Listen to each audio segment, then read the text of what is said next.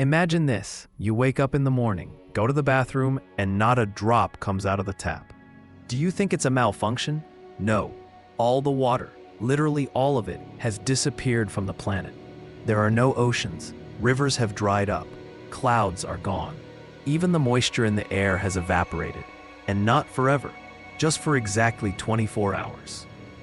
But these 24 hours will be enough for the world as we know it to change irreversibly. Today we'll conduct an educational simulation to understand how fragile our existence is without this life-giving fluid. Let's start with what happens immediately. As the water disappears, the ocean floor is exposed. The planet's surface area expands by about 70%. You could literally walk from Japan to California on dry land, provided you don't die along the way. Imagine this, billions of tons of water simply evaporating. Not only are oceans disappearing, but rivers, lakes, and even moisture from the soil and air. This isn't a slow drying, but an immediate global transformation. Atmospheric pressure drops as water vapor, a natural component of air, disappears. This causes dramatic changes in temperature perception and breathing. The air becomes thinner and its chemical composition drastically changes. Dry, dusty air irritates our lungs and mucous membranes. Breathing becomes uncomfortable, even painful. Eyes sting, skin cracks, and the mouth becomes terribly dry. This is just the beginning of the physical discomfort. The Earth is quickly starting to overheat. Water served as a thermal buffer, absorbing heat during the day and releasing it at night. Without it, temperatures in many places reach above 50 degrees Celsius. The ground cracks and the air becomes heavy and scalding. Time flies. Vegetation dies within the first few hours. Without a drop of water in the soil and air, trees begin to decay, leaves fall, and grasses turn to ash. It's a rapid process that transforms green landscapes into a desert hell. Don't forget to leave a like and subscribe to the channel. It will greatly help us grow the channel and create more content. Forest fires are occurring spontaneously in hundreds of locations. Warmth, dry winds, and dead vegetation create ideal conditions for fire. Smoke and dust rise into the atmosphere, further impairing air quality and visibility. And the animals?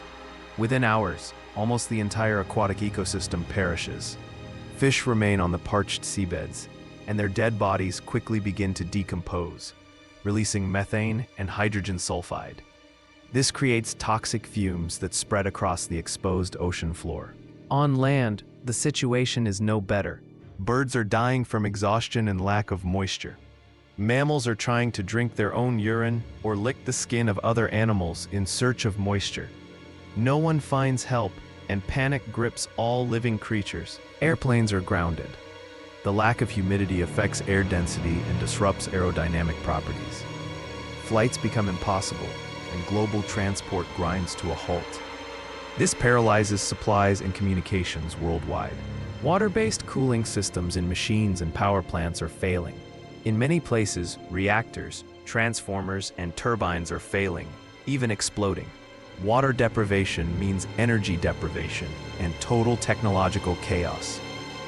Cities are beginning to depopulate, not from chaos, but from a lack of survival options. Hospitals are closed, fire departments have no means to extinguish fires, and hydroelectric power plants, including the world's largest dams, are simply ceasing to exist. This is a scenario of a total civilizational collapse. What about humans? Fortunately, in this scenario, water disappears only from the environment, not from living organisms. But that doesn't guarantee safety. A person can survive without water for a maximum of 3 days, and after just a few hours, dehydration affects the functioning of the brain, kidneys, and circulatory system. The heart begins to beat faster and faster to compensate for the drop in blood pressure. Then weakness, disorientation, and coma set in. People become apathetic, and their ability to think rationally drastically declines. At the global level, unpredictable effects are emerging. Some plants release residual moisture from their roots, creating the illusion of fog. Climate zones temporarily lose their significance. Extreme drought reigns everywhere. Animals migrate in panic, but have nowhere to go. Societies are facing an unprecedented crisis. Lack of drinking water, poor hygiene, and lack of refrigeration lead to disease, panic, and the breakdown of social structures. How long could humanity survive under such conditions? And then, after a full 24 hours, the water returns. And it doesn't do so gently. It's not a peaceful return, but a violent, destructive force. Every second, oceans, rivers, and lakes are filling with water again. Seas are returning to their proper place.